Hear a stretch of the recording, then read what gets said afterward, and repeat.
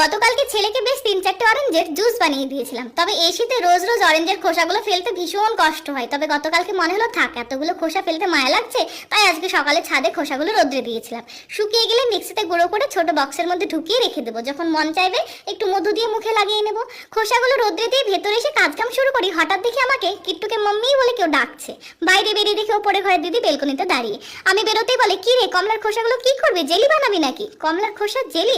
ওসব আবার হয় নাকি? আমি তো ফেস প্যাক বানানোর জন্য রোদ্রে দিয়েছি। তবে তুমি কি খোসাগুলো দিয়ে জেলি বানাও? হ্যাঁ রে, আমার ছেলে মেয়ের তো ভীষণ প্রিয়, প্রতিবার শীতে একবার করে তো বানিয়ে দিতেই হবে। কি করে বানাও একটু বলো না দিদি, আমারও এত খোসা ফেলে দিতে খুব কষ্ট হয়।